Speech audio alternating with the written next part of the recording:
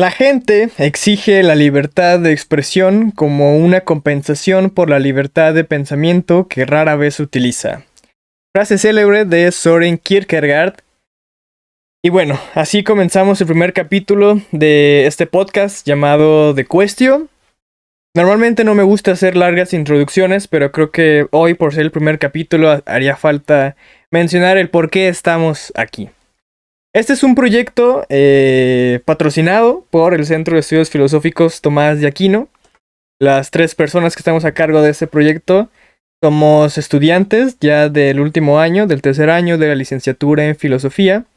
Y básicamente es un proyecto que pretende divulgar el quehacer filosófico tanto dentro como fuera de la comunidad estudiantil. Entonces, mes con mes vamos a estar hablando de diversos temas. El día de hoy toca hablar sobre el existencialismo y la muerte, aprovechando un poco el mes en el que estamos. Y antes de hablar más de lleno sobre el tema a tratar el día de hoy, vamos a ir a una pequeña cápsula que realicé para hablar sobre las cuestiones más básicas del existencialismo y para ir tanteando un poquito el terreno. Entonces, le ponemos play. El existencialismo es una corriente filosófica y posteriormente una vanguardia literaria orientada alrededor de la propia existencia humana a través del análisis de la propia condición del hombre, la libertad y la responsabilidad individual, así como las emociones y el significado de la vida. O al menos eso es lo que dice Wikipedia. Pero lo cierto es que el existencialismo intenta responder a algunas de las preguntas más importantes de la filosofía y del hombre en general. Preguntas que todos nos hemos hecho como ¿cuál es nuestro propósito? ¿Realmente nuestra vida tiene algún sentido? Algunos de los autores más representativos son Søren Kierkegaard, Martin Heidegger, Jean-Paul Sartre, Simone de Beauvoir, Friedrich Nietzsche, Albert Camus, José Ortega y Gasset, entre muchos otros. Para Søren Kierkegaard, quien es considerado el padre del existencialismo, la angustia forma parte fundamental de su pensamiento, pues al estar inmersos en una vida con tantas posibilidades, es normal sentir vértigo, y ante esto, perder la individualidad y llevar nuestros días de acuerdo a lo que se espera de nosotros. La angustia es el vértigo de la libertad. Lo verdaderamente importante es basarnos en lo irracional, en un salto de fe. El Dasein es una expresión del ser arrojado a la existencia, un concepto propio de Martin Heidegger, y que nos dice que somos lo que podemos ser, pero toda posibilidad termina con la muerte. Casualmente, somos el único animal consciente de que tenemos un final, y solo así, pensando en la muerte, podemos tener una existencia auténtica. Si este fuera el último día de tu vida, ¿qué harías? La existencia precede a la esencia. Así, para Jean-Paul Sartre, no existe algo así como un camino predestinado. Al contrario, el hombre nace siendo nada. Tiene la libre oportunidad de elegir cuál será su propósito, pero la libertad es una condena, pues en su mayoría no podemos hacer lo que queremos, más bien hacemos lo que podemos. ¿Qué supone el ser mujer? En la obra titulada El segundo sexo, Simone de Beauvoir desarrolla la idea central de que no se nace mujer, se llega a serlo. No hace falta ser muy observador para darse cuenta que históricamente el hombre ha mantenido ideas de superioridad. Ante esto, Simone plantea una liberación. Tal liberación implica un cambio en el modo de relacionarse entre hombres y mujeres. El hombre jamás debe volver a afirmarse como sujeto al dominar a la mujer colocándola en calidad de objeto. Al hombre corresponde hacer triunfar el reino de la libertad en el seno del mundo establecido. Para alcanzar esa suprema victoria es necesario, entre otras cosas, que por encima de sus diferencias naturales, hombres y mujeres afirmen sin equívocos su fraternidad. Dios ha muerto. La icónica frase de Friedrich Nietzsche es una invitación a desechar una concepción moral de lo bueno y lo malo, olvidarnos de los sentimientos de culpa. Es momento de vivir esta vida, que es la única de la cual tenemos certeza. Porque, con la caída de la tierra prometida, damos paso al sentido de la tierra, la experiencia del superhombre, capaz de alcanzar una moral superior, capaz de generar su propio sistema de valores. Solo hay un problema filosófico realmente serio: el suicidio. Así comienza Albert Camus el mito de Sísifo. Sísifo es un personaje de la mitología griega condenado por los dioses a subir una enorme piedra por una colina solo para verla caer y volverla a subir, así por toda la eternidad. Según Camus, la existencia es absurda y la vida no tiene ningún sentido, y solo se suicida aquel que intenta darle un sentido a la vida, en una existencia llena de incertidumbre, y sin embargo, Camus sugiere aceptar ese absurdo y vivir con pasión. La filosofía de José Ortega y Gasset podría resumirse en: yo soy yo y mis circunstancias, y si no las salvo a ellas, no me salvo a mí. Una perspectiva del ser que no está aislado del mundo que lo rodea. Para Ortega y Gasset no existen verdades absolutas, sino perspectivas de la verdad. Ortega y Gasset definía al hombre como un ser compuesto de realidades circunstanciales creadas por la opacidad en la forma de pensar y en el sedentarismo como fuente inspiradora de las culturas neopensantes incapaces de olvidar la tiranez que usurpa el conjunto de la sabiduría. Ahora ya sabes de qué hablamos cuando se menciona el existencialismo. Ahora sí, ahora que ya entendemos de qué estamos hablando cuando hablamos del existencialismo, el plan para este episodio es hablar de 3 piezas fundamentales del existencialismo. Vamos a estar hablando de Søren Kierkegaard, Jean-Paul Sartre y Albert Camus. Empezamos con Søren Kierkegaard y ese tema lo va a abordar Emanuel Magna. Así que adelante, el micrófono es todo tuyo. Gracias. Bueno, pues yo hablándoles de Kierkegaard, lo primero que tengo que decir pues es que es un pensador, filósofo danés de principios del siglo XIX, nace en 1813. Él es de una familia, digamos, muy influenciada por la religión. Es de una familia luterana, de corte pietista. Su padre tenía una visión que de hecho va a influenciar mucho también en el pensamiento de Kierkegaard.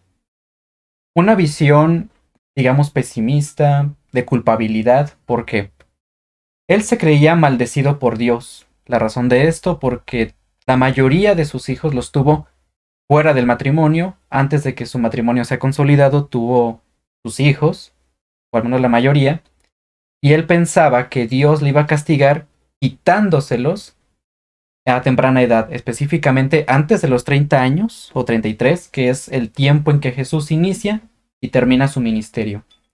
Entonces su padre pensaba que sus hijos iban a morir antes de llegar a esa edad o en esa edad.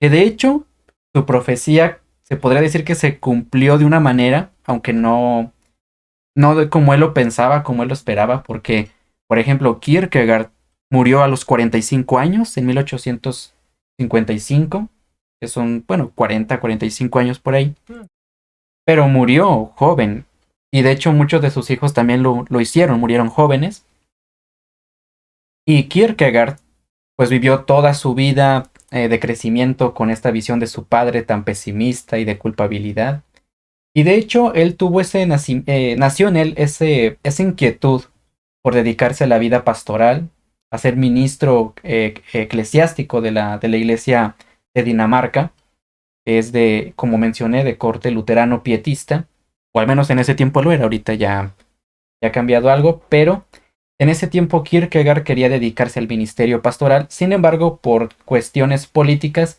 sobre todo por la unión iglesia y Estado, pues el protestantismo no ve con buenos ojos ese tipo de unión, por lo que Kierkegaard pues sí criticó de hecho mucho esa situación política que se vivía en Dinamarca, y por esa razón como se desanimó y ya no se dedicó al ministerio eclesiástico porque era casi sinónimo de que tenías que ser funcionario público, algo que Kierkegaard pues, y de hecho el protestantismo en general pues no ve con buenos ojos, y por eso no se dedica digamos a tiempo completo al ministerio pastoral. ¿Y qué pasa ahora con su pensamiento? Pues su pensamiento tiene una columna vertebral, el cual serían sus 3 estadios de la vida, que expone en 2 obras principales. La primera se divide en 2 tomos, que es o lo uno o lo otro, y la segunda obra es Temor y Temblor.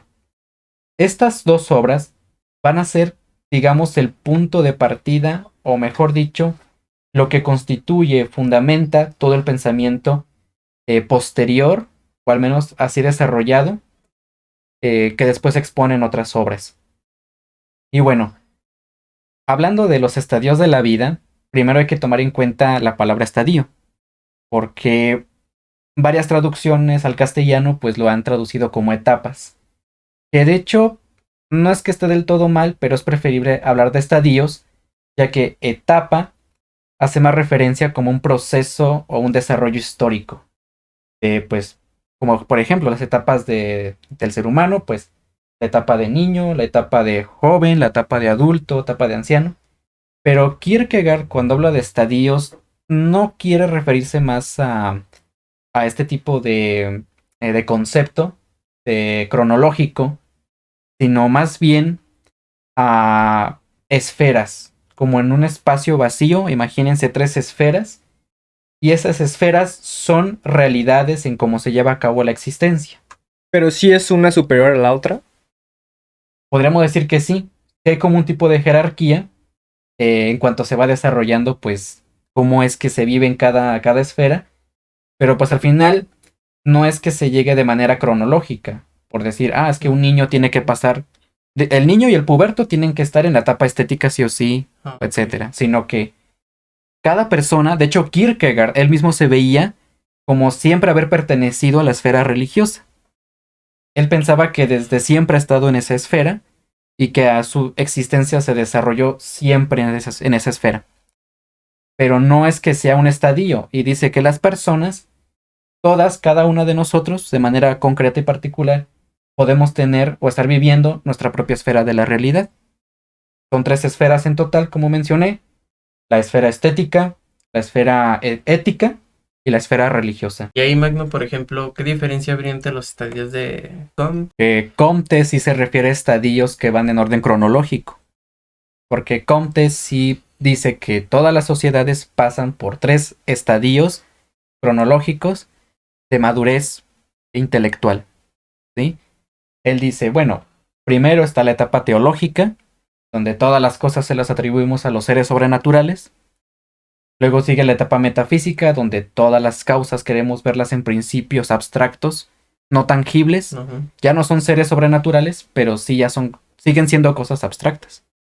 Y finalmente la etapa positiva, donde todo el pensamiento se concentra únicamente en lo que es comprobable empíricamente con los sentidos. ¿Sí? Kierkegaard no lo va a ver así a los estadios de esta manera, sino los ve, repito, como esferas de la realidad, o esferas en cómo se desarrolla una existencia. Que como le dije a Cacho, sí sigue habiendo un tipo de jerarquía, pero no lo hace notar tanto, aunque sí indirectamente lo dice. De manera, ahorita lo voy a explicar mejor cuando explique en qué consiste cada esfera. O sea, pero sí podríamos decir en primera instancia que el estadio de la fe, el religioso, es estar ahí te hace ser de alguna forma una mejor persona, una persona más completa, podríamos decirlo así. Sí, de hecho sí. Ahora, es curioso que lo mencione así, digo, no sé si lo vas a mencionar más adelante, pero Kierkegaard, a pesar de que era muy joven, le bastó para pelearse a muerte con la iglesia cristiana de Dinamarca. Mencionar, por cierto, ya nos irán conociendo conforme avancen los capítulos, pero Kierkegaard, al igual que Magno, practican el luteranismo. Entonces, como curiosidad, ¿no? Pero continúa. Sí, así es, soy luterano, confesional y también de corte pietista, curiosamente. Así que Kierkegaard y yo, digamos que somos la misma persona. Son compas. Somos compas. Y por ejemplo, Magno, eso que mencionas del pietismo, recuerdo que también, por ejemplo, Immanuel Kant influye mucho precisamente el pietismo, que era parte del Kant. Por ejemplo, Kierkegaard tiene el mismo pietismo que Kant. Sí, sí, de hecho, pues el pietismo, así un desarrollo histórico muy breve, pero el pietismo, pues sí nace por Jacob Spinner a principios del siglo XVII como una reforma de la reforma protestante, ¿sí? Porque ¿qué pasó? Que la iglesia luterana volvió a adoptar cosas que en un principio habían sido criticadas por Lutero. Ok. sea, la iglesia luterana estaba volviendo nuevamente a cuestiones de dogmática, de autoridad y de sujeción pues a una voluntad exterior. Eso es algo que el pietismo comenzó a criticar, repito, por Jacob Spinner, que decía, no, es que la iglesia, los cristianos tienen que vivir una vida piadosa. Y entonces que escribe su libro Pia Desideira como un prefacio, de hecho no era un libro en sí pensado así, sino un prefacio a otro libro llamado Cristianismo Auténtico, de este Johann Arndt, ¿sí? Ese libro hablaba sobre una espiritualidad o una vida piadosa, una vida apegada más a la vivencia interior subjetiva de la persona en su relación para con Dios, ¿sí? Algo que Kierkegaard va a tener igualmente influencia porque como existencialista se va a concentrar en la vivencia interna y subjetiva concreta de cada persona. Que de hecho también se lo critica a Hegel diciendo, es que tu absoluto, ¿qué hace con la persona? La disipa en un todo y le quita su existencia propia. Ok. ¿Sí? Porque el desarrollo de la historia para Hegel va a terminar en el absoluto, y el absoluto metafísico de Hegel que va a ser quitarle, o sea, en palabras de Kierkegaard, pues la existencia propia y concreta individual. ¿Sí? Ujú.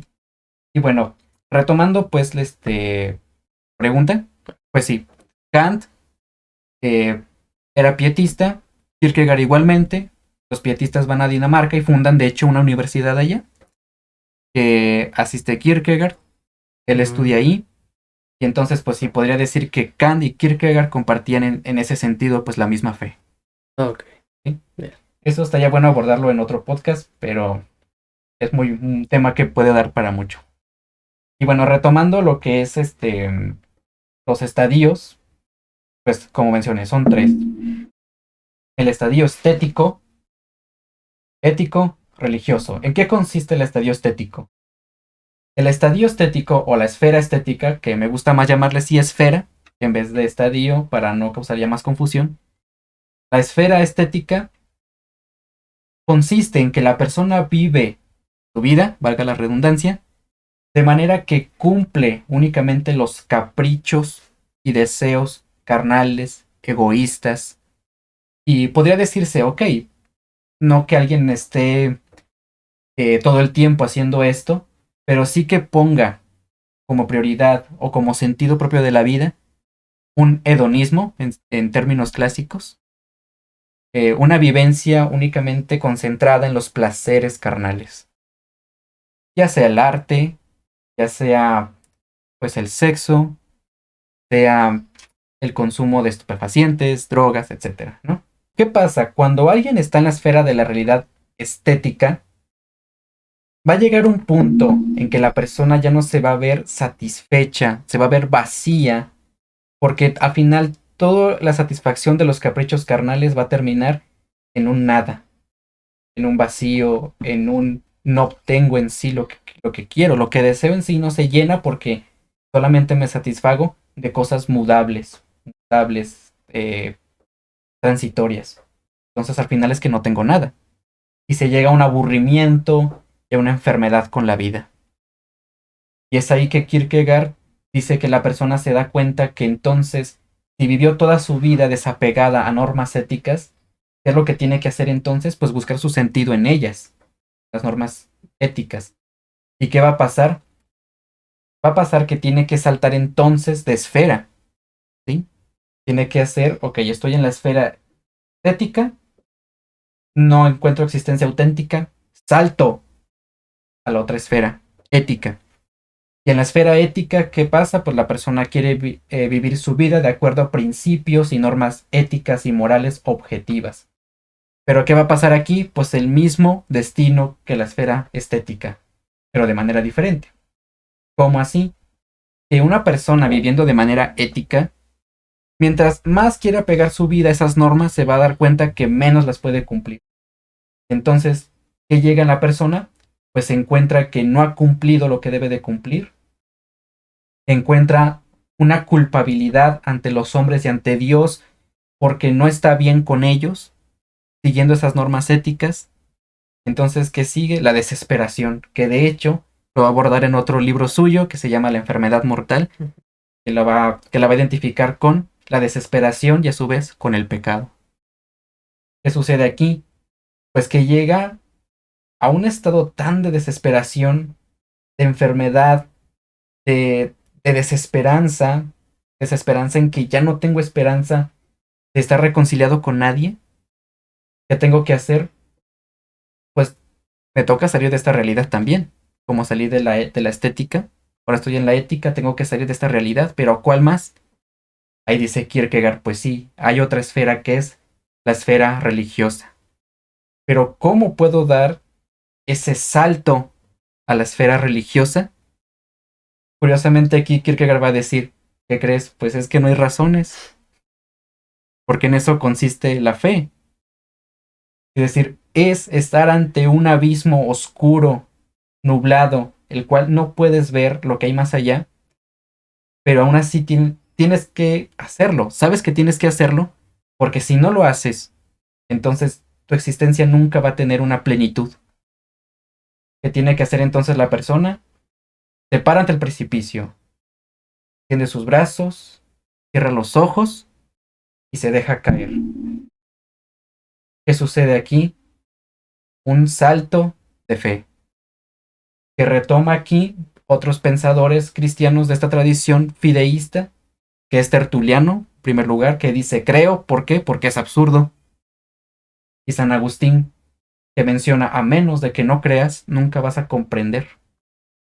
Creo para entender, entiendo para creer. Yo primero tengo que creer, porque a menos que no crea, entonces no puedo ver las realidades que van más allá del conocimiento. Es así que se da el salto de fe, y en ese salto de fe se llega entonces a la plenitud de la existencia. Se llega al culmen máximo de la vida. ¿Por qué? Porque la persona que saltó del estadio ético, que se sentía culpable y desesperado por sus pecados, ahora se ve perdonado y reconciliado para con Dios por la mediación de Cristo.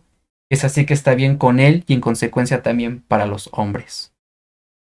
Oye, perdona que te interrumpa de nuevo tu inspiración. Pero entonces, ante esta pregunta que puede ser como muy común de cómo llenar mi vacío existencial, para Kierkegaard, o sea, sí se llena el vacío existencial una vez que das el famoso salto de fe, y es necesario dar el salto de fe para llenarlo, o sea, no se puede a través del estadio estético ni a través del estadio ético, o sea, esa fuerzas, la creencia en Dios.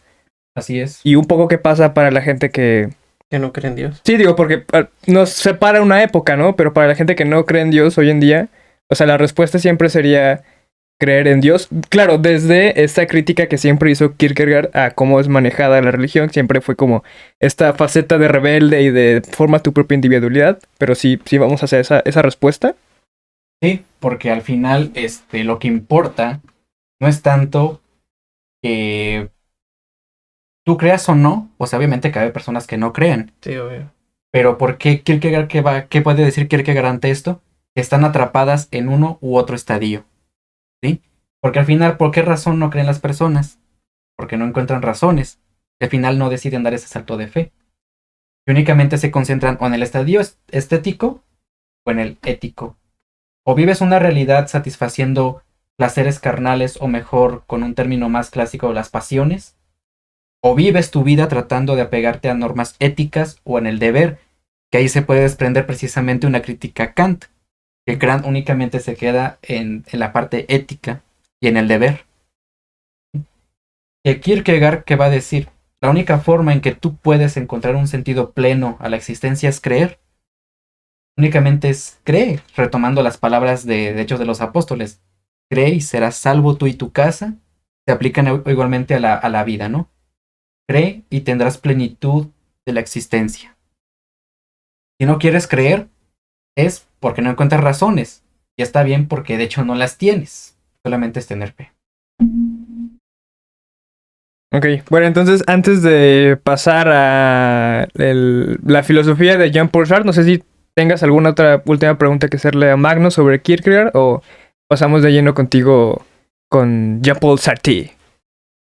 A lo mejor lo que estaba pensando esta última parte por la cuestión atea es de que cuando mencionamos el salto de la fe, yo creo que es una de las grandes críticas que recibe el cristianismo, de que muchas veces es una fe ciega, porque precisamente acabas de mencionar que no hay razones, y entonces la gente, me imagino que podría entenderlo, que no hay razones racionales. Se puede entender como en esa ignorancia avanzamos. Bueno, al menos en ese aspecto, pues los religiosos avanzan en esa ignorancia y su existencia, porque tienen problemas existenciales, se sienten vacíos, pueden estarlo llenando con un ser superior, que precisamente son las críticas que hace este Nietzsche y Jean-Paul Sartre. Que yo obviamente, bueno, yo adelantando, yo soy católico y yo no soy de tanto esa postura, pero sí, no debemos de ignorar también esa postura que nos hacen esa crítica. Por ejemplo, ¿tú qué responderías en ese aspecto, Magno? Desde luego, sí se desprende esta crítica, Ujú. porque pareciera que se da lugar a que es absurdo entonces el cristianismo. Ajá, exactamente. Que de hecho Kierkegaard te diría eso. Es que de hecho sí lo es. O sea, Ah, caray. te diría sí, porque es inconcebible, por ejemplo, que el Hijo de Dios se haga hombre. Es inconcebible la encarnación. Es inconcebible que un Dios se sacrifique por los humanos. Pero ¿qué pasa aquí?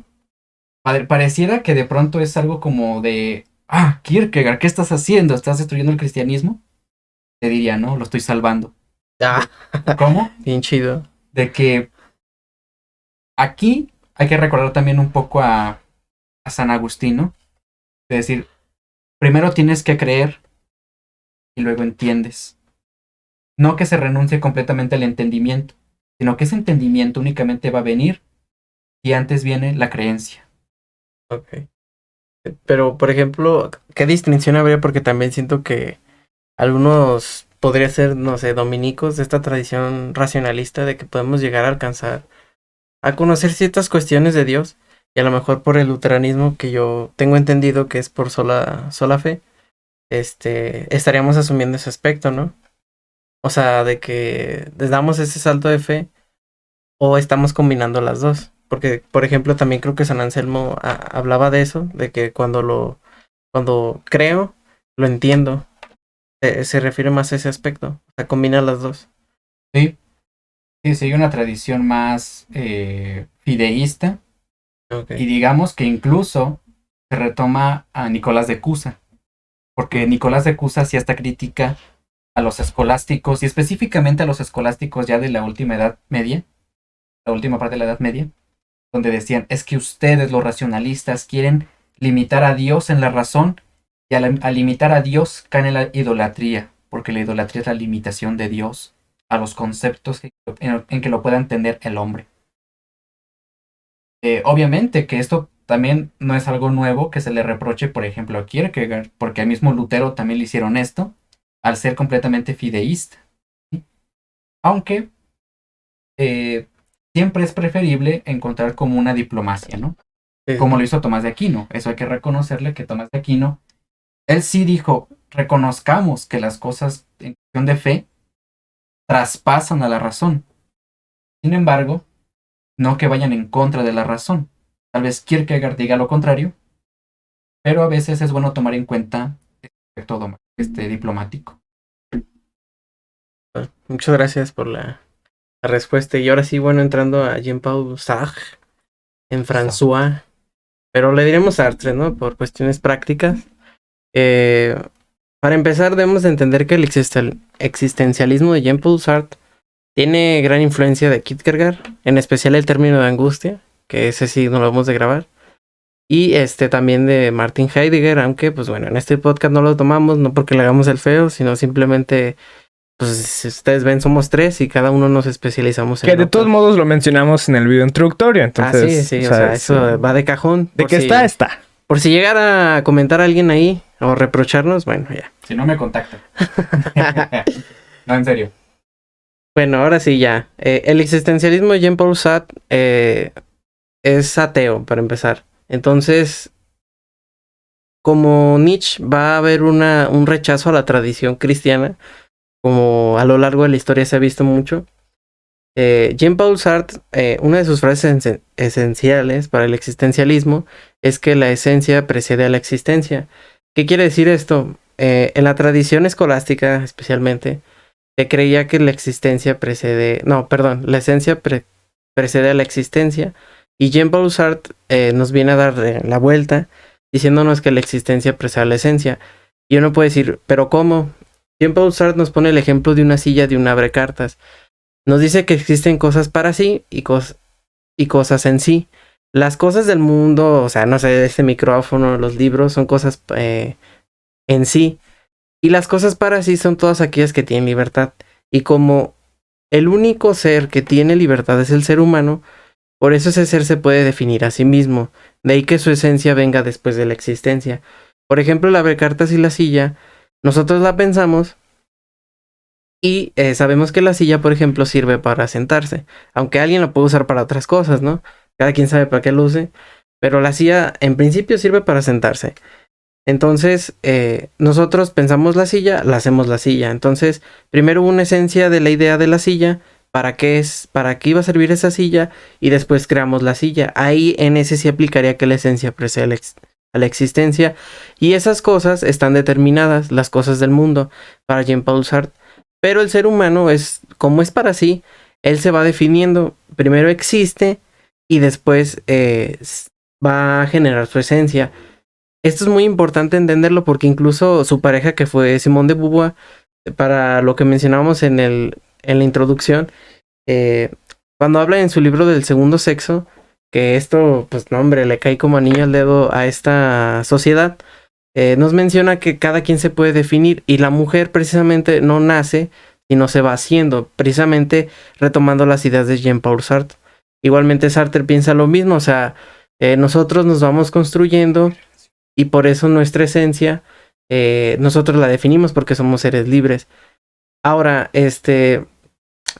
como este ser no está determinado como las cosas, por eso es que Jean-Paul Sartre dice que no hay como una predestinación o un destino ya marcado en nuestra esencia anterior, como por ejemplo en el cristianismo, que sería como Dios, o incluso en otras, por ejemplo, ahorita que está de moda los horóscopos, hay un cierto determinismo antropológico que no sé, yo soy Sagitario. Y ya dices, no, pues hoy vas a conocer un chavo muy guapo o vas a conocer una chava muy guapa. Ya te están marcando un destino y Jean-Paul Sartre diría que no, o sea, tú decides, no sé, tú puedes pasar y alguien a lo mejor casualmente alguien se te presentó, pero tú puedes decidir, ¿sabes qué? Ahorita no, porque no estoy bien emocionalmente, ¿no? Pero bueno, ese es de lo principal. Ahora, por ejemplo, Jean-Paul Sartre, lo importante en Jean-Paul Sartre es la libertad. La libertad es lo que nos define como seres humanos y nosotros nos vamos haciendo, ¿no? Nuestra esencia. Y Jean-Paul Sartre también hay algo muy importante que después va a influir en la ética, que es que somos seres condenados a ser libres. Y esta misma condena de la libertad nos hace responsables de nuestros actos, porque si ya no nos podemos justificar en que yo estaba predestinado a esto y por eso soy así. Y también se resuelve este gran dilema de que si el hombre sí es bueno o malo por naturaleza, que ya se venía arrastrando, pues ya no podemos poner como una excusa de, ay, es que yo soy malo y por eso, no sé, golpeé al niño que estaba ahí pasando porque me hizo enojar. No, o sea, ya como tú eres libre, tú decides, te tienes que hacer responsable. Y a la vez, Jean-Paul Sartre dice que cuando tú decides también por la humanidad. Bueno, creo que sí, eso sería pues como a grandes rasgos. Pero por ejemplo, con Kierkegaard, Jean-Paul Sartre no estaría tan de acuerdo con el salto de la fe, porque precisamente es lo que va a rechazar. Y a lo mejor sí estaría un poquito más de acuerdo con Camus ya más adelante, pero también hay una discusión que también la pueden ver ahí por YouTube si les interesa, pero empataría un poquito más con Albert Camus. Pero en general eso sería como Jean-Paul Sartre, recordando, es un existencialismo ateo, que por cierto, una de sus principales obras es el existencialismo es un humanismo, que es esta obra. ¿Por qué dice que el existencialismo es un humanismo? Porque así de simple, nuestra esencia la definimos nosotros, la humanidad. no hay un ser superior que nos la defina o otro ente o un principio que nos defina nuestra esencia. Y por lo mismo es un existencialismo ateo, porque no hay un ser superior. Y de hecho, pues también cuando empieza su obra, pues no, hombre, se le lanza la yugular al cristianismo, mencionando que muchas veces es un existencialismo como, no sé cómo decirlo, que es gente que puede sentirse vacía y quiere llenar ese vacío con lo que le mencionaba Magno, que mencionaba ese vacío, lo quiere llenar ese vacío con Dios. Entonces realmente siguen estando vacías, pero quieren llenar ese vacío con Dios, que yo no estoy de acuerdo, pero ese es el pensamiento de Jean-Paul Sartre. Y también algo curioso es que Jean-Paul Sartre al principio también critica a los marxistas, pero ya después se vuelve marxista. Y pues como ustedes sabrán, el marxismo materialista también es ateo, entonces también por eso concordaron.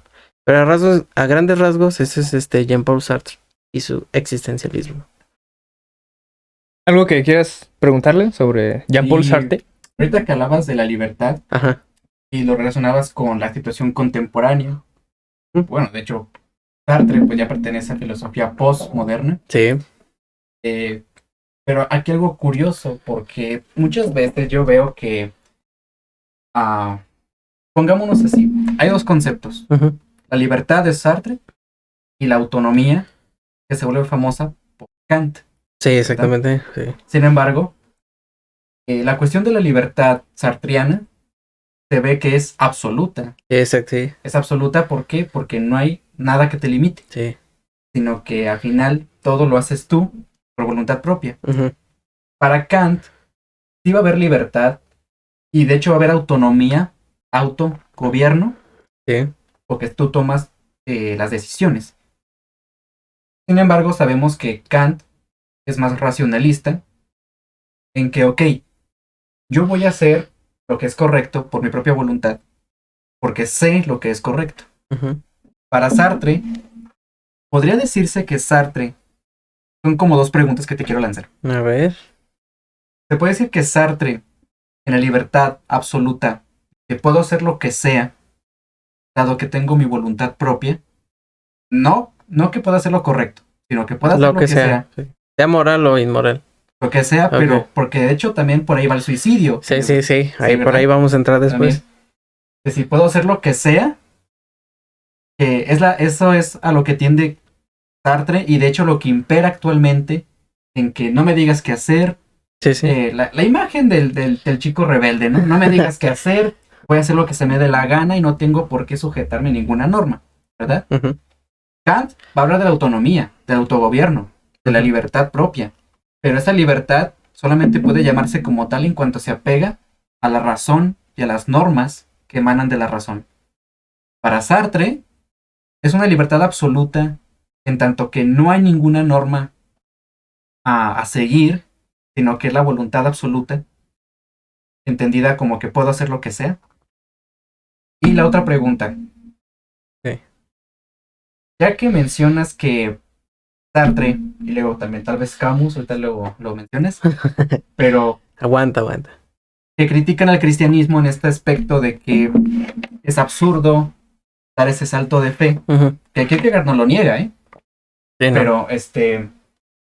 pero no lo aceptan precisamente por ese aspecto, pero al final deducir que la vida es absurda. Eso es más de Camus que Sí, de es Sartre. más Camus, ¿no? Pero al final, Sartre, al asumir un ateísmo, que por ahí también están las preguntas que vamos a contestar después, pero al asumir un ateísmo, se asume también que no hay esperanza futura. Ajá. ¿Verdad? O sea, después de la muerte. Después de la muerte no hay pues esperanza. no. O sea, no hay un sentido ni en esta vida ni en la otra, porque la otra ni siquiera existe. Okay. Entonces es curioso que se puede emanar de ello un absurdismo, pero a la vez no se acepte la creencia en un ser supremo, precisamente por ser absurda. El deleite en el absurdismo de la vida actual es aceptable, pero no el de haber aceptado una realidad superior.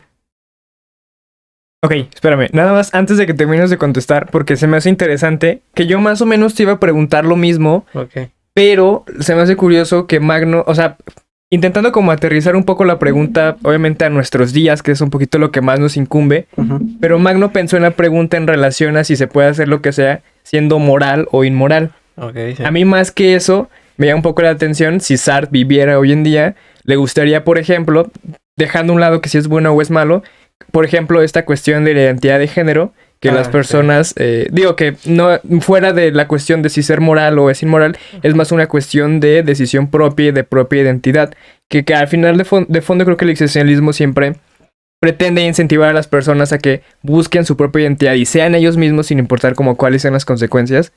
Pero, o sea, porque puedo responder de los dos lados, ¿no? De si es moral o inmoral, o si en este lado más de la identidad.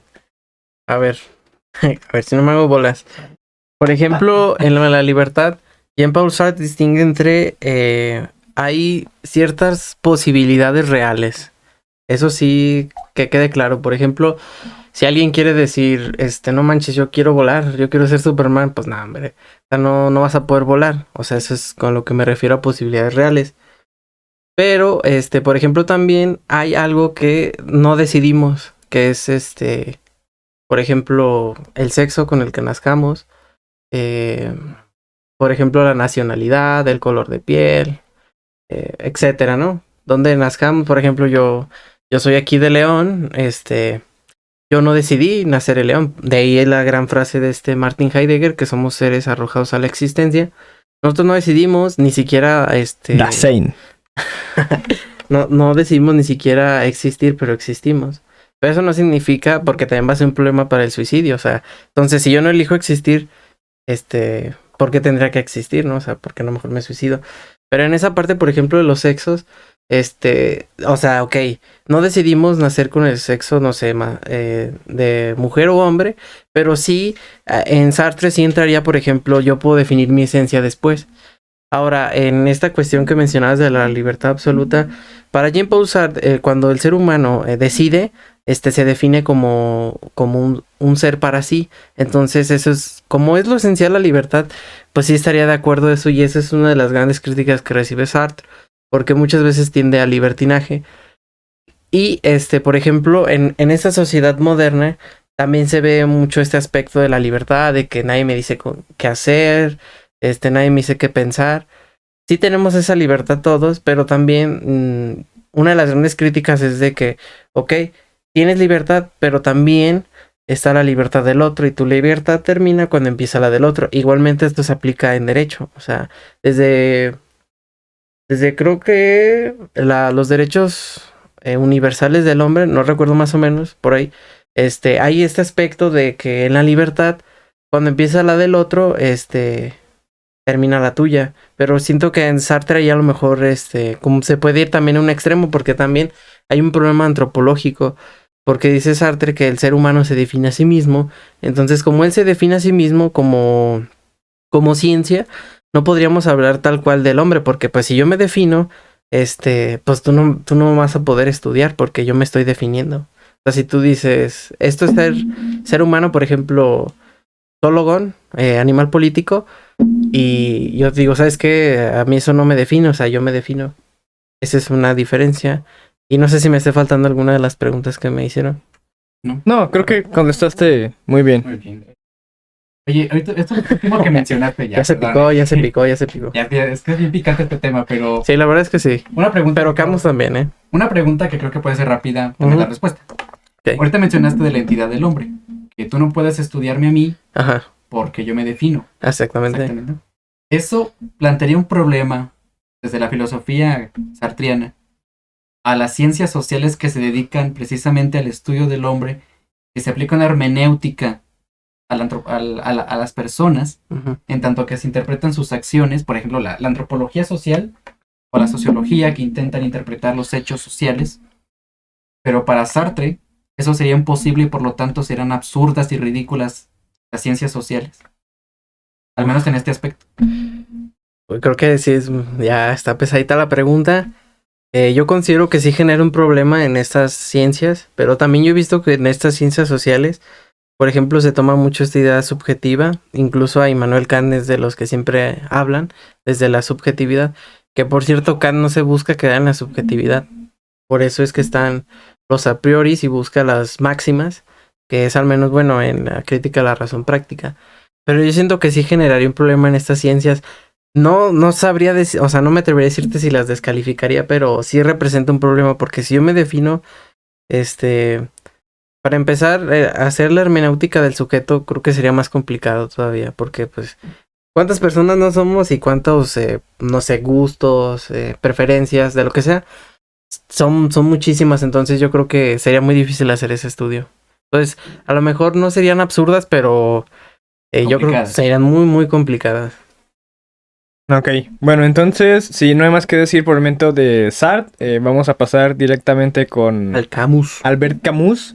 Pero bueno, entonces ya hablando en concreto de Albert Camus, nada más mencionar antes que nada, como mero dato curioso, que Albert Camus era un hombre bastante apuesto, tenía fama de todo un conquistador, digo, a diferencia, por ejemplo, a diferencia de Sartre, que tenía estrabismo, lo estaba buscando en mi celular, no me estaba distrayendo, estaba buscando la condición. No dije visco, dije estrabismo. Y Kierkegaard, bueno, era un tipo bastante jorobado. Entonces, Camus era un tipo apuesto, siempre fue bastante seductor. Bueno, eso es como dato curioso, ¿no? Pero bueno, entonces Albert Camus tenía influencia tanto de Schopenhauer y, lógicamente, entonces también de Nietzsche. De ahí que tenga esta tendencia un poco nihilista. Curiosamente, bueno, la historia al final decidió darle la etiqueta de existencialismo y se estudia dentro de esa corriente, pero Camus siempre en vida demostró su descontento aunque se le tratara desde esta línea. Él nunca pretendió ser existencialista, mucho menos pretendió en realidad hacer de hecho filosofía. De hecho, él en realidad era más un literato, tiene un premio Nobel por literatura. Y el único aspecto que trató de forma, digamos, concretamente filosófica fue el suicidio. Pero en general, él no era tal cual un filósofo, era más un literato. Pero bueno, lo que pasa es que en ese entonces toda la corriente de pensamiento tenía esa tendencia hacia el existencialismo y bueno, terminó encajando perfecto con las ideas de la época. La idea más concreta de Albert Camus y su premisa, y lo que es más impactante, es que él dice y asume y llega y dice que la vida no tiene ningún tipo de sentido. Él lo expresa muy bien con el mito de Sísifo, como mencionamos en el video de introducción. Les recapitulo un poquito. Sísifo es este personaje de la mitología griega que es condenado por los dioses a subir una enorme piedra por una montaña todos los días hasta la cima solo para verla caer y así por toda la eternidad. Y lo que nos expresa este mito, en realidad, esta historia, no es más que el absurdo que encuentra Camus en nuestras vidas monótonas e inmersas en una rutina que pues no produce nada, ¿no? Digo, en su época tendrían su rutina, hoy en día pues la vemos, ¿no? Ya ni siquiera es solamente el nacer, crecer, reproducirse y morir, ¿no? Ahora podríamos cambiarlo a nacer, producir, ser esclavo de las redes sociales, del capitalismo, de lo que quieran y morir, ¿no? Siempre somos, sí, por más liberales que nos consideremos en nuestra sociedad actual, pues siempre tenemos rutinas que nos llevan a ese absurdo. Ahora, la cuestión, una vez que te das cuenta frente a este absurdo de que la vida no tiene ningún tipo de sentido, pareciera que Camus encuentra que siempre existen como tres vías, ¿no? Una es simplemente ignorarlo, ¿no? Distraerte con otras cosas. Otra es el aceptarlo, ahorita vamos a hablar de eso, pero centrándonos en el tema del suicidio, Camus entiende que hay dos tipos de suicidios. Uno que es el suicidio mortal, ¿no? En el que acabas con tu vida. Y Camus cree que solamente se suicida aquel que ha intentado encontrarle un sentido a una realidad que poco sentido tiene. Y sin embargo, Camus era vitalista, él se negaba rotundamente al suicidio porque creía que era una cuestión que pues realmente no solucionaba nada de fondo. Y también habla de un suicidio quizás más relevante al que él llamó el suicidio filosófico, que es aquí donde entra su crítica hacia la religión. ¿Por qué? Bueno, porque Camus cree que en este suicidio filosófico las religiones únicamente ofrecen respuestas más simples al pensar en una realidad más allá en la que todos somos iguales y somos felices. Camus cree que estas perspectivas de realidad, donde pensamos solamente en una realidad más allá de nosotros, nos alejan de poder disfrutar la vida que tenemos hoy en día y que es la única de la que tenemos certeza y de la que deberíamos intentar disfrutar y darle algún sentido. Ahí es donde habla entonces de la aceptación. Camus no, a pesar de que tiene tendencias nihilistas con Nietzsche, no dice, bueno, a ver, la vida no tiene sentido, entonces Camus está lejos de plantear algún tipo de apatía. Él en realidad dice que hay que darle algún tipo de sentido a la vida y eso es algo que cada quien le puede dar. Y bueno, entonces Camus dice que cada quien puede encontrarle su propio sentido a su vida, aunque eso también llegue a considerarse como un absurdo, pero pues puede hacerlo, ¿no? Es muy curioso que en las obras de Camus siempre resalta tanto la esperanza como la solidaridad como parte de esa magia de los hombres y en lo que deberíamos basarnos todos nuestros días. Hay una obra de Camus muy interesante que fue la que estuve rescatando para este capítulo, que es La Peste. Obviamente lo rescaté porque pues estamos en medio de temporada de COVID, está la pandemia y todo ese tipo de cuestiones. En esta obra, Camus nos habla acerca de que lo normal en realidad es lo inestable. Solemos pensar que lo normal es lo estable, pero en realidad es lo inestable. Parece que él entiende dentro de su concepción del mundo algo, pues un mundo caótico, ¿no? Básicamente. Y también menciona que lo malo en realidad es ignorancia. Tratando de aterrizarlo un poquito más a nuestra situación actual, lo menciono porque pues toda esta apatía a partir del COVID y de cómo manejamos la pandemia, yo me la he pasado todo este tiempo hasta ayer que estuve leyendo esta obra y siempre me la pasé criticando a la gente que no usaba bien el cubrebocas, que no atendía al aislamiento, que no atendía ningún tipo de indicación, pero más que hablar de algún tipo de maldad en la gente, Camus cree que eso es una señal de incomprensión, de ignorancia y bueno, ahí podríamos meter la responsabilidad de cada quien de intentar mejorar nuestro nivel cultural y pues sí, obviamente sobre esta cuestión de que lo normal en realidad es la inestabilidad, pues todos pensamos que no nos va a pasar, ¿no? Es como una salida muy fácil y muy rápida. En esencia, eso es de lo que habla Camus. Él dice que la vida es absurda, pero hay que buscar algún tipo de sentido. Se rehúsa completamente al suicidio. Y como dato curioso, Camus era muy amigo en alguna época de Jean-Paul Sartre. Parece que la enemistad se empezó a dar después de que acabó la Segunda Guerra Mundial, porque Sartre empezó a defender el comunismo y empezó a meterle presión a otros intelectuales de la época para que apoyaran el movimiento. Pero Camus, así como criticaba la religión, criticaba de la misma manera feroz al comunismo. Decía incluso que era una religión sin Dios y que, bueno, de fondo hacían lo mismo. Como ven, ¿tienen alguna duda respecto al señor elegante Albert Camus, siempre con un cigarro en la mano? A mí me llamaron la atención dos cosas de Camus. La primera cuando menciona, bueno, ya lo había mencionado yo con Sartre, aunque creo que queda más con Sí, Camus. queda más con Camus. En cuanto a que es curioso que se acepte el absurdo de la vida y que al final, pues bueno, es un absurdo, vivimos en un absurdo para Camus y entonces lo puedes rellenar con lo que quieras, pero es absurdo que lo hagas con religión. Pero bueno, pero es curioso que se acepte un absurdo de la vida y de hecho muchos encuentran deleite en decir que la vida es absurda o deleite en el sufrimiento de que la vida es absurda, pero el absurdo que Kierkegaard menciona precisamente del salto de fe, que lo dice, es un absurdo el saltar con la fe, pero se rechace ese tipo de visión, ¿no? De encontrar ese sentido a la vida con el salto de fe, que se tome en cuenta uno, pero se rechace el otro, aunque al final de cuentas ambos se tomen por absurdos. Y bueno, esto de cada quien puede rellenar con su vida lo que quiera, pues es muy parecido también a lo que ya se criticaba con los estoicos, que eso me lleva a la segunda cosa que me llama la atención, que precisamente también los estoicos hablan de que hay cosas en este mundo que están de manera caótica Aunque bueno, no utilizan este término, pero sí mencionan a la suerte, ¿no? Tanto la suerte puede ser favorable como desfavorable. Y entonces, ¿qué queda esperar? Pues nada, al menos no de la suerte. Porque si alguien se atiende a la suerte o piensa que la suerte siempre le va a ser favorable, también tiene otra cara que es la desfavorable. Entonces, aquello que te pudo deleitar, al final te puede causar sufrimiento. Entonces, por eso para el estoico, la persona se basta a sí misma, o más bien el sabio se basta a sí mismo con su propia alma, con las virtudes.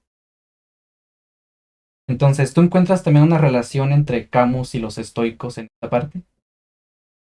Mira, no sé si exactamente con los estoicos, pero por ejemplo, queriendo comparar a Camus con Kierkegaard en esta cuestión del absurdo, siento que son cuestiones muy diferentes, tanto el absurdo del que habla Camus como el salto de fe del que habla Kierkegaard. O sea, el problema, y bueno, a ver, Camus nunca lo dijo, eso es ya más como una interpretación propia, pero el problema de Camus con la religión fue siempre que basaban todo su discurso en que actuaras bien hoy para que mañana tuvieras la tierra prometida y pudieras subir al cielo, ¿no? Y creo que en ese sentido tanto Kierkegaard como Camus fueron críticos con la religión que les tocó en su época, críticas que quizás no han funcionado del todo hasta el día de hoy, pero creo que de fondo era lo que nos daba Camus, entonces no siento que se pueda rellenar como ese absurdo, al menos desde Camus, con cualquier cosa, porque él en sus textos, repito, nunca fue como escribir filosofía, era más un literato, pero sí me di cuenta que siempre resaltaba esta cuestión como de la solidaridad y la esperanza del hombre como pieza fundamental y como lo que deberíamos de tener para darle ese sentido a nuestra vida. Digo, nunca lo dijo así, pero pareciera que esas son sus intenciones. En cuanto a los estoicos, no sé si entendí bien la pregunta.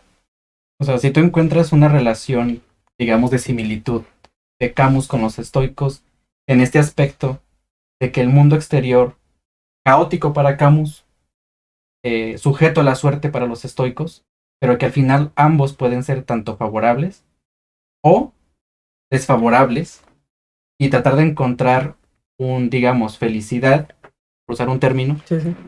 en lo exterior, en las cosas que no dependen de uno, que también me recuerda a Sartre, en las cosas que no dependen de uno, pues al final se va a caer en ser,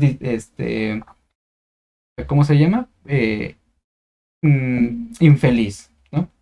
Sí, ya entendí tu pregunta. Sí, mira, por ejemplo, aquí en la obra que mencionaba de La peste de Camus, él menciona y hace una representación excelente de que, bueno, en realidad lo normal, repito, es la inestabilidad, pero solemos creer que el mundo tiene algún tipo de reglas y de sentido, entonces nos acostumbramos a la estabilidad, aunque esta en realidad tenga tiempos en la historia muy breves. Entonces sí creo que tanto los estoicos como Camus coincidirían en que el mundo es caótico y eso puede ser benéfico, puede ser perjudicial.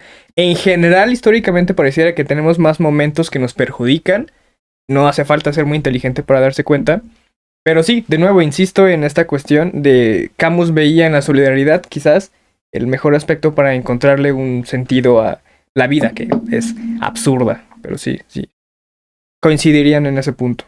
Si no hay preguntas, entonces, ahora ya que tratamos sobre estos tres autores, iríamos a la siguiente sección de este podcast, que sería hablar sobre la muerte, ¿no? Digo, aprovechando las fechas en las que estamos, los mexicanos tienen una muy particular vista de la muerte. El Día de Muertos es, yo creo que la celebración más icónica, creo que es quizás de las cosas que más representa a México. Coco.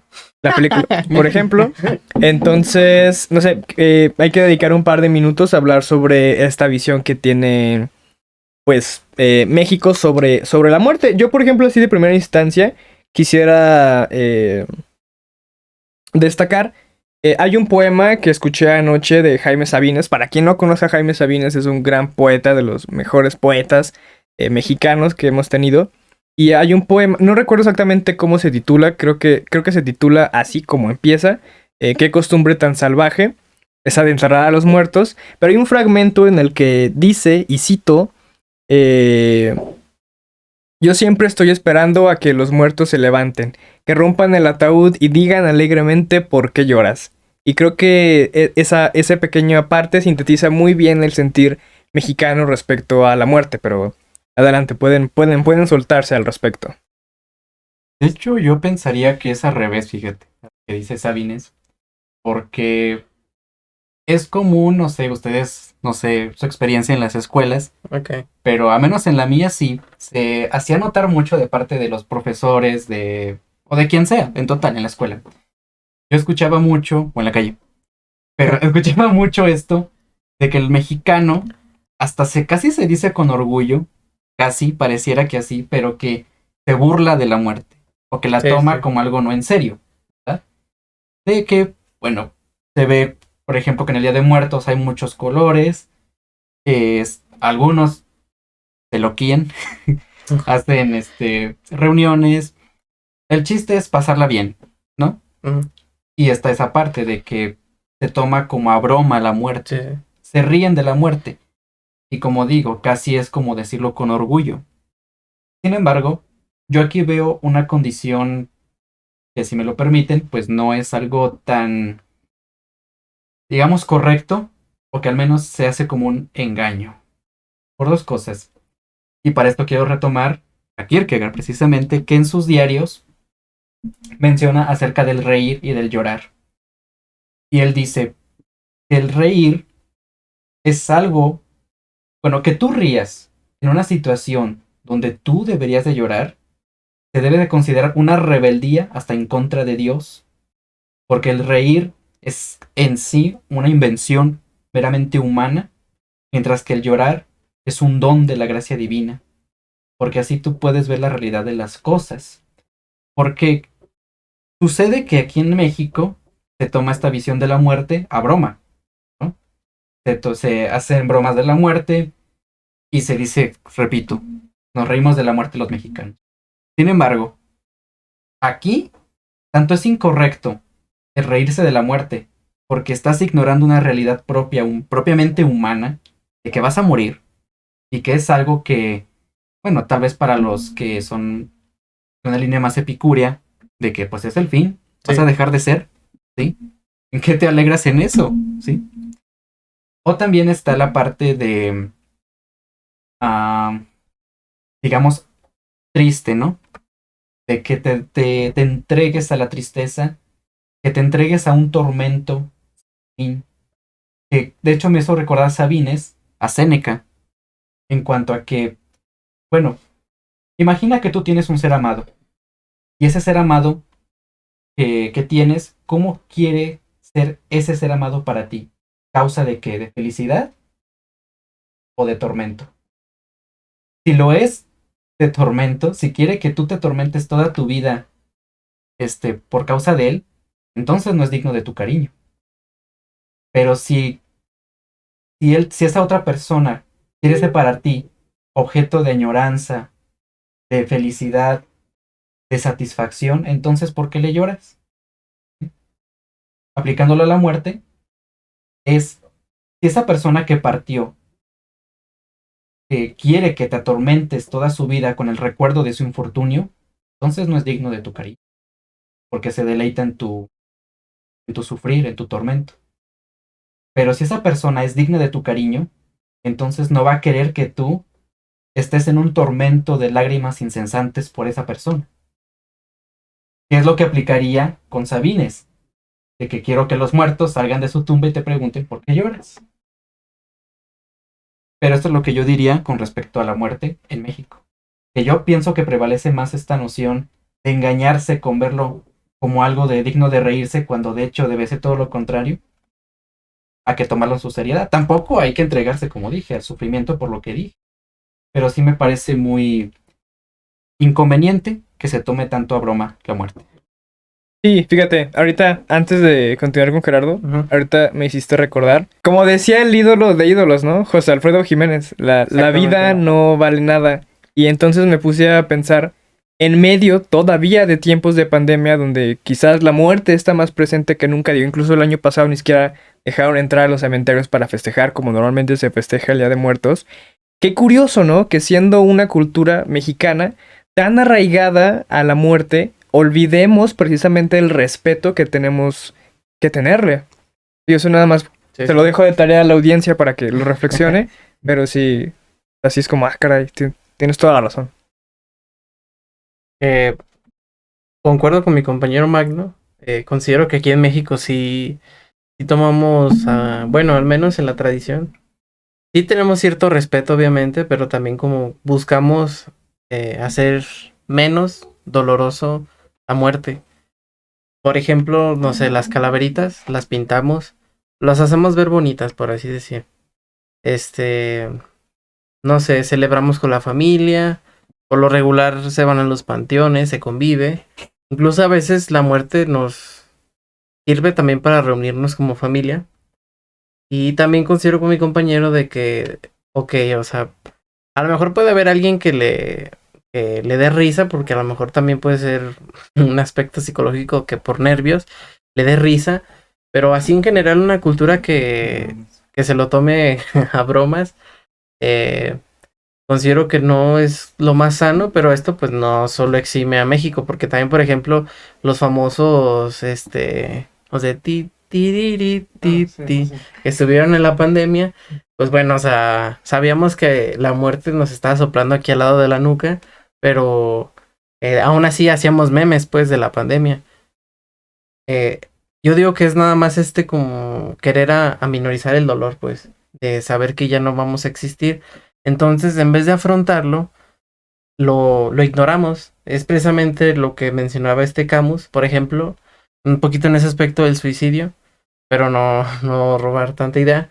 Pero el suicidarse, pues también es absurdo porque no resuelves el problema. Estaríamos haciendo lo mismo cuando alguien se muere, te ríes para evadir esa responsabilidad de lo que sientes. Y a lo mejor también puede ser una responsabilidad emocional en el mexicano, que pues tampoco tenemos mucha cultura de la inteligencia emocional. Yo siento que se iría más por esa parte. Ok. Si agotamos un poquito este tema en cuanto a relación a los próximos días que se viene esta festividad tan icónica, también tenemos contemplado en el croquis del capítulo hablar un poquito sobre, antes de pasar a las preguntas que nos dejaron en redes sociales, hablar sobre, en cuestión tal vez de una frase, dos, lo que quieran, qué podrían decir los autores que tratamos el día de hoy, o quizás alguno otro que sea de su agrado, sobre esta cuestión de la muerte, ¿no? Como su visión de la muerte, por decirlo de algún modo. Bueno, mira, que Kierkegaard abordara la muerte como tal, pues no hay un tratado en sí, por ejemplo, de la muerte, ¿no? O sobre la muerte. Pero sí se pueden recoger pues ciertas nociones acerca de lo que pensaría Kierkegaard de la muerte. Bueno, que hay una cosa segura que lo menciona el concepto de angustia, que pues la muerte es la consecuencia del pecado. Ok. Y se podría decir que es la anulación máxima de la angustia. ¿Por qué? Porque la angustia consiste en esta posibilidad de elegir, parecido a lo que decía Sartre, pero un poco más con retoque cristiano, de que, bueno, tú puedes elegir tanto hacer el bien como hacer el mal, ¿no? Y está ahí la angustia, el vértigo de la libertad, ¿no? Porque de que puedes, puedes, o sea, no permisibilidad, sino de posibilidad, ¿no? Entonces, cuando ya llega la muerte, entonces esta angustia ya no se presenta. Por lo que entonces podría considerarse hasta una liberación de la angustia, porque ya no padeces de ella al ya no tener libertad de elegir. Aunque, bueno, recordemos que Kierkegaard es cristiano y sabe, bueno, cree, Sí, creo. cree que hay una vida después de la muerte, ¿verdad? Algo que en lo que concuerdo, pero lo que podría pasar aquí son las consecuencias que dejas en vida y de cómo va a afectar en tu lecho de muerte. ¿En qué esfera de la realidad estuviste desarrollando tu existencia? Y eso cómo va a afrontarte al momento de tu lecho de muerte. Si toda tu vida te la pasaste en la esfera en la esfera estética, hombre, ya vas a llegar un momento en que ya no vas a tener esos deleites carnales. ¿Eso qué significará para ti? ¿Una desdicha? ¿O qué? O sea, ten en cuenta que ya no vas a poder deleitarte y complacer tus pasiones. Va a llegar la esfera ética en la que viviste tu vida con principios, pero ¿quién te va a asegurar que hiciste todo lo correcto? Que hiciste todo lo que tenías que hacer. Luego llega la esfera religiosa, donde te sabes reconciliado con Dios, te sabes perdonado, amado y recogido por la misericordia divina. Llega tu lecho de muerte, ¿y qué pensarías entonces en ese momento donde desarrollaste tu existencia pensando en la misericordia y la gracia divina? Eso podría ayudar también en el consuelo ante la muerte. Eso es lo que yo pienso que Kierkegaard diría acerca de la muerte, porque como tal no la aborda, pero sí hay datos curiosos que se pueden recoger para reconstruir una visión. Pues así de entrada, sabemos que es un existencialismo ateo, entonces no hay un más allá para Sartre. Por lo tanto, lo único en donde vamos a encontrar sentido, como les había dicho, es en las decisiones que vamos tomando día a día. Eso es lo que nos va nos va a definir como seres humanos. Entonces, para Sartre, el sentido está aquí, pues, en la vida. Entonces, cuando muramos ya, pues ahora sí que ya no hay sentido porque literalmente, pues ya no vas a hacer nada. O sea, vas a dejar de ser. Vas a la nada nadea, vas a nadear, como diría Heidegger. Entonces, en ese aspecto siento que Sartre, pues ahora sí te va a decir que lo máximo es tu libertad. Entonces, vive la vida, porque no va a haber un más allá. Que esto, pues, es un poquito más o menos como Nietzsche. Es ese eterno retorno, el amor fati, creo que se dice así. Aceptamos de que no va a haber un más allá, entonces por eso vivimos. Porque el único sentido que hay es en la tierra. No hay un más allá, no hay un... no está el cielo, no sé, el Valhalla, yo qué sé, otras religiones. No sé qué haya, pero pues no hay más. Eso sería lo que diría Sartre. Ok, sí, y de hecho, bueno, la respuesta de Camus sobre su concepción de la muerte, pues no sería muy diferente a la de Jean-Paul Sartre. Pero hay un dato muy curioso, y quiero decirlo a la cámara, güey. Un día, Albert Camus declaró que no existía muerte más idiota que morir en un accidente de tráfico. Al siguiente día, Albert Camus murió en un accidente de tráfico. Tremendo absurdo. Entonces lo importante, en realidad para Camus, sería vivir tu vida aquí y ahora, sin importar si existe o no algún tipo de vida más allá. De nuevo, porque pues era ateo, igual que Sartre, entonces sus respuestas son básicamente las mismas. Al final, de hecho creo que sí tuvo un acercamiento a la religión, al final de su... Desconozco, banda, desconozco. Sí, con la iglesia metodista. Caray. Pero lo importante aquí es su pensamiento que desarrolló, ¿verdad? Sí, sí. Ok. Filosófico. Entonces, lo único que quedaría pendiente en este momento sería responder un poquito las dudas que nos dejaron en redes sociales. Les comento un poquito más o menos la dinámica. Los capítulos del podcast van a estar saliendo mes con mes. Entonces, cada primeros días de mes y entonces los últimos días de cada mes estaríamos dejando un espacio en nuestras redes sociales para que vayan y nos dejen sus dudas respecto al tema que vamos a tratar. O no, intenten que sí. Si lo están escuchando en YouTube, bueno, las redes del proyecto están en la descripción del video. Si lo están escuchando en Spotify, pues búsquenos en YouTube como De Questio. Se escribe De Quaestio en realidad, porque está en latín. Pero entonces es a lo que vamos a dedicarle nada más unos 5 minutos a responder sus dudas, quejas, sugerencias y comentarios. Sergio Rojas nos pregunta si la muerte es un hecho social o es un hecho individual. Yo no sé. Bueno, pues es que en sí el existencialismo ya es una corriente que se concentra en lo individual, más que en lo colectivo. Sí. Entonces, respondiendo desde el existencialismo, la muerte se lleva a cabo de manera individual, pues algo que afecta en otra parte de la persona. Puede tener un aspecto social en cuanto a cómo le va a afectar la pérdida a los que te rodean. Y también pues cómo se lleva a cabo la muerte, cómo se tome, ¿no? Pero, siendo estrictamente existencialistas, la muerte es un hecho meramente individual, algo que atañe primeramente al individuo. Ok, va, estoy de acuerdo. O sea, meramente así estrictamente existencial, la respuesta es la que dijo Magno, pero ahorita me estaba acordando ya fuera de una línea existencial más una apropiación de un servidor. Estaba recordando Epicuro. ¿Se acuerdan? Epicuro decía que no habría que preocuparnos por la muerte porque cuando ella llega nosotros no estamos y mientras nosotros estemos no la vamos a poder experimentar. Entonces, desde ese punto yo creo que yo podría decir que la muerte sí es un hecho individual en tanto pues cada uno muere, pero en realidad es más un hecho social en cuanto a, bueno, mueres y todo lo que dejas y todo el legado y toda la circunstancia que rodea al momento, ¿no? Toda la tradición. Y de fondo es una de las preguntas más humanas, ¿no? Digo, ¿qué pasa después de la muerte? ¿No? Las preguntas más naturales y más esenciales que nos hacemos.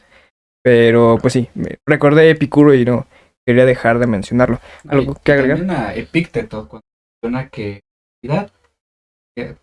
relacionándolo con lo colectivo, también en que Epícteto decía que lo que realmente nos afecta no son las cosas, las opiniones que tengamos en cuanto a ellas, y precisamente menciona la muerte. Las opiniones que se han forjado desde la colectividad acerca de lo que es la muerte, de oye, pues ya no te vamos a ver, quién sabe qué sucede después de la muerte. Oye, pues entonces a lo mejor la muerte es algo malo, porque es certidumbre pura y además te vamos a extrañar, ¿no?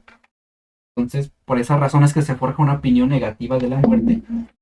En ese aspecto puede ser colectivo también, existencialistamente individual.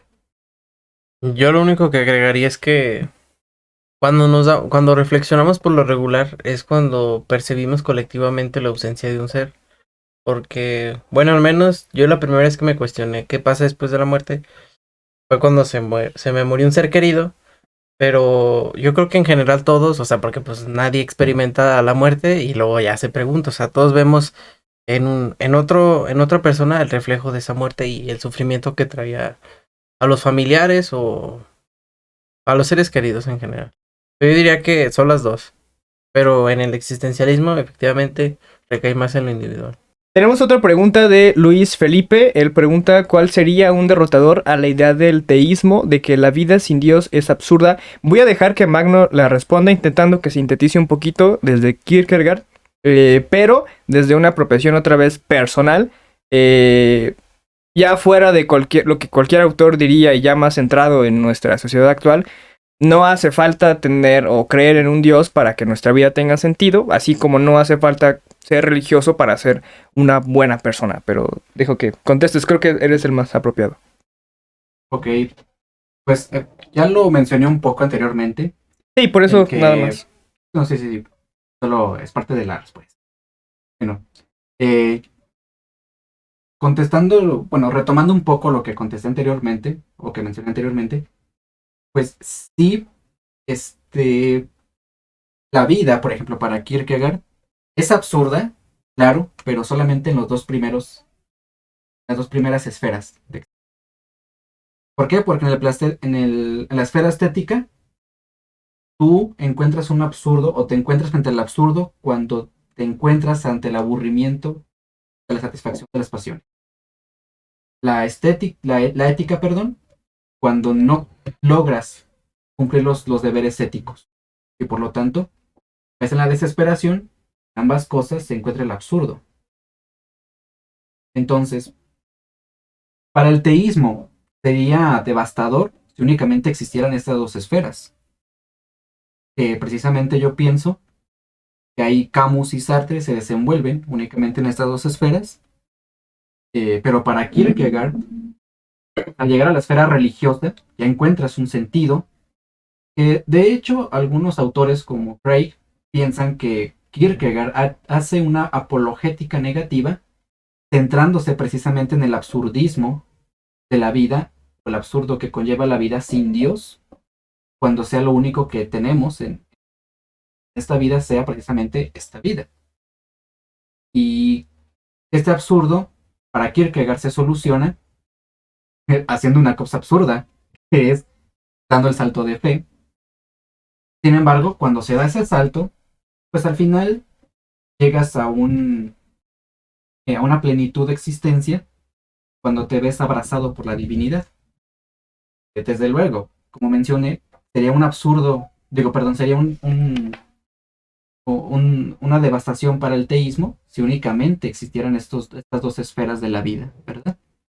Pero para el teísmo, mejor dicho, para el existencialismo cristiano, pues no es posible eso, sino que existe otra esfera de la realidad que en parte se puede ser un apoyo para el teísmo en general, no únicamente existencialista, pero el existencialismo pone un fundamento para el teísmo en general. ¿Algo que agregar, Gerardo? No, todo bien. Bueno, creo que de hecho esas fueron las preguntas que se nos hicieron más interesantes. Entonces ya sería momento de ir cortando esta conversación. Si tienen algo así que agregar de última instancia, bueno, pues es el momento. No sé si quieran decir algo más. No, yo que ya.